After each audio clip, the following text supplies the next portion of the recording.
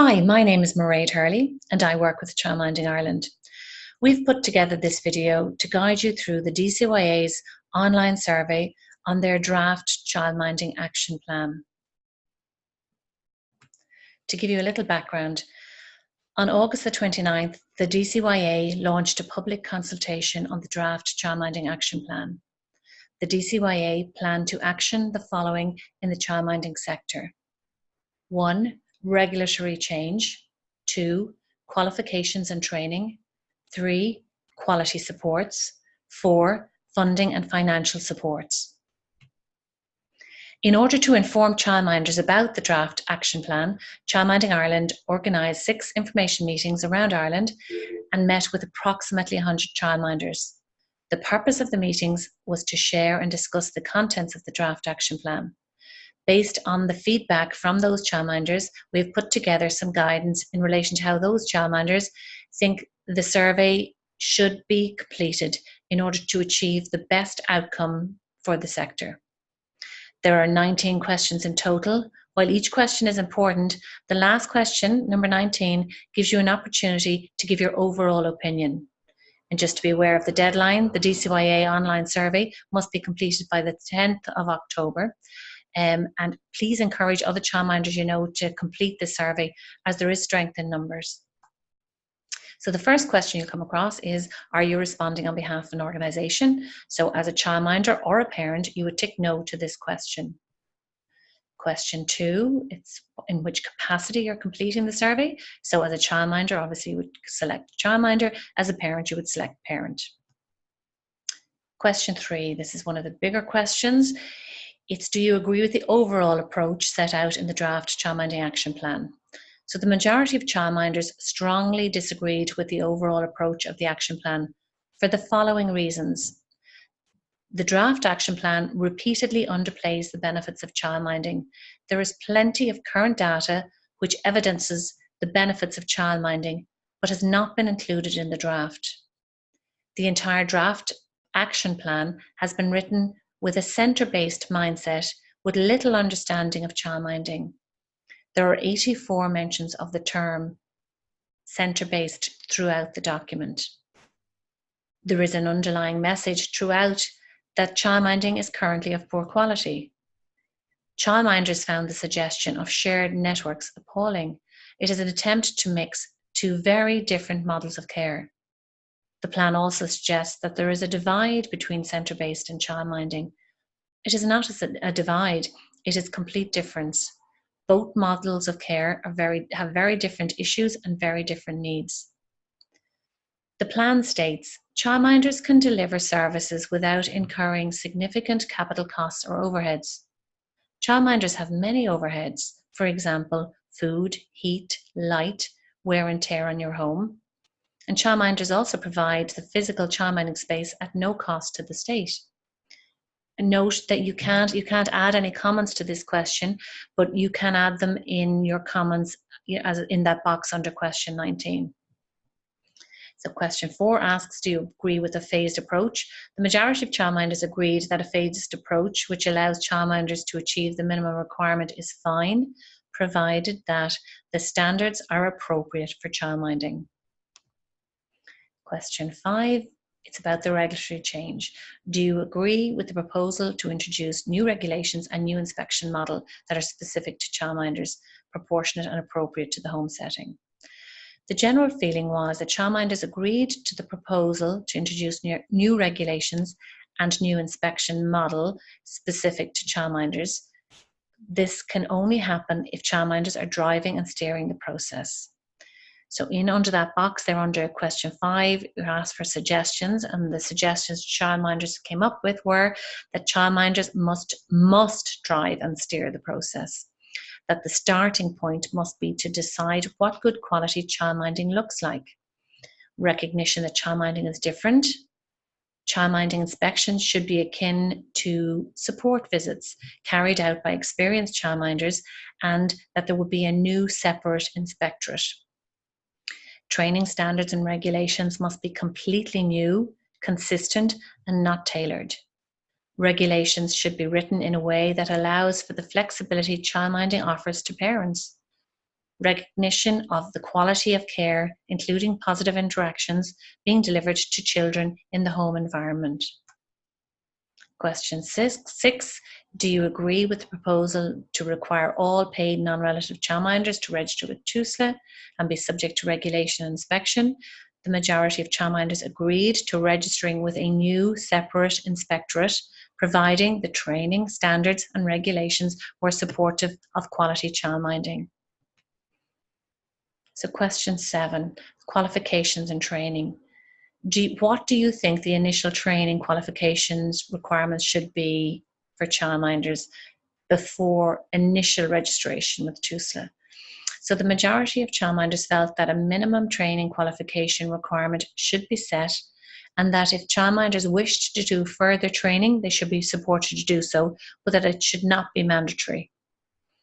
So under that box, childminders suggested that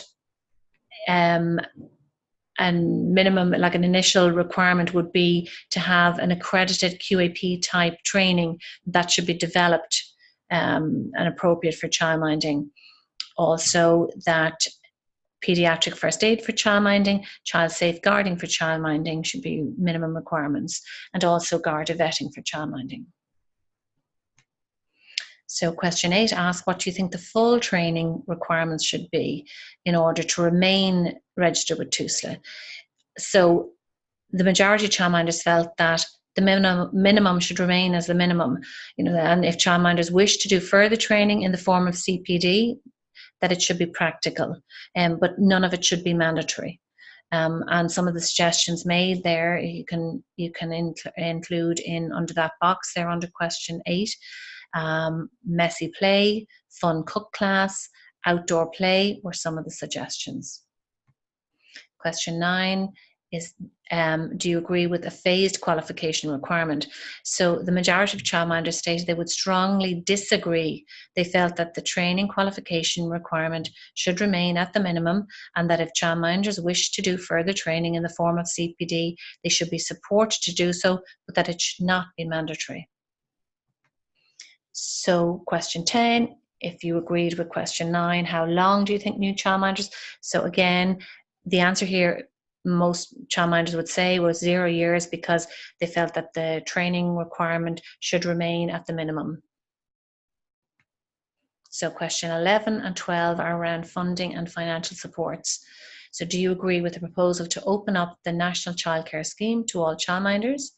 The majority of childminders agreed with this proposal, provided that the training, standards and regulations are childminding appropriate.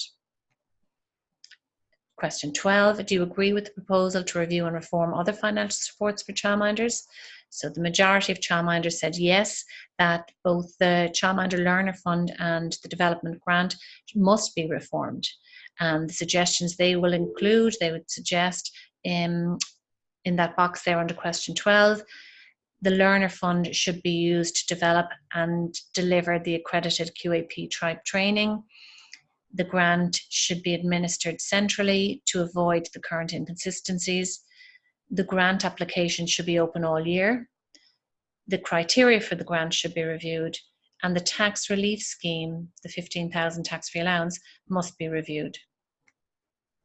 So question 13 to 17 asks around the quality supports. So the first question there, do you agree with the proposal to open up to childminders the full range of quality supports that are available for early learning and care and school-aged childcare?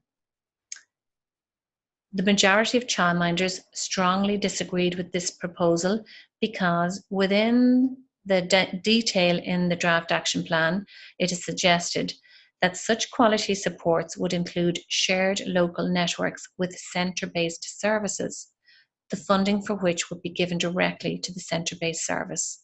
Childminders would have no say. Childminders found the suggestion of shared networks appalling. They viewed it as an attempt to mix two very different models of care.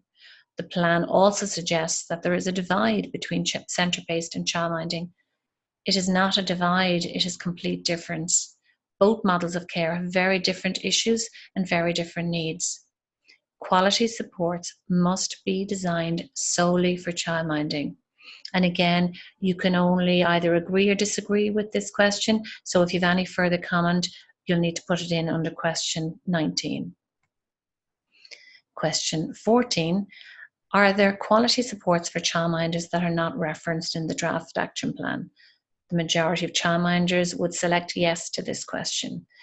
And what they would include, again, in that box under question 14, local childminding networks, childminding mentoring by experienced childminders, libraries to share books, equipment, etc. That the National Childminding Body, Childminding Ireland, would be properly resourced to further support childminders, fund development of appropriate childminding training, subsidise appropriate childminding training for childminders, recognise that childminders work long days and can only avail of supports in the evenings or weekends. Question 15 asks, do you agree with the proposal to develop local childminding networks that are led by qualified childminding network leaders? The majority of childminders agreed with the proposal to develop local childminding networks, provided that they are designed solely for childminders and led by experienced childminders. Question 16 asks, what qualifications do you think should be required to be a childminding network leader? So most childminders felt that a resourceful, enthusiastic childminder, experienced, who is provided with adequate training to include mentoring and leadership skills, child safeguarding training, IT skills training, and event planning. Question 17 is, do you think that centre-based services should or could play any role in supporting childminders or local childminding networks? All childminders, without exception, expressed the view that no, centre-based services could not and should not play any role in childminding networks. Question 18. Do you agree with the proposal to develop a range of resources on the use of nannies? So childminders actually neither agreed or disagreed with this proposal, as it was not relevant to any of the attendees. So question 19, this is really important that you answer this question. This is your opportunity to have your own, your own say in your own words. And the childminders that attended the information evenings are going to add these type of comments into this box. So the majority of childminders felt that the entire draft action plan was written without an understanding of childminding. They felt it underplays the evidenced benefits of childminding throughout, that it is written with a centre-based mindset. Term centre-based appears 84 times in a childminding action plan. There is an underlying message that the author assumes childminding is of poor quality currently. Childminders found the suggestion of shared networks appalling, as we've already mentioned. It's an attempt to mix two very different models of care. Both models of care are very different and have different issues and different needs.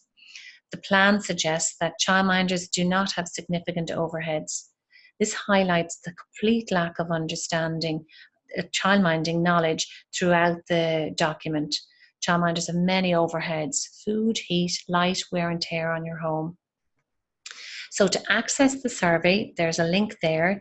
You'll have either received an email from us with a link, or on our Facebook page, Childminding Ireland, or on our website, childminding.ie. Thanks so much. Hope this was helpful.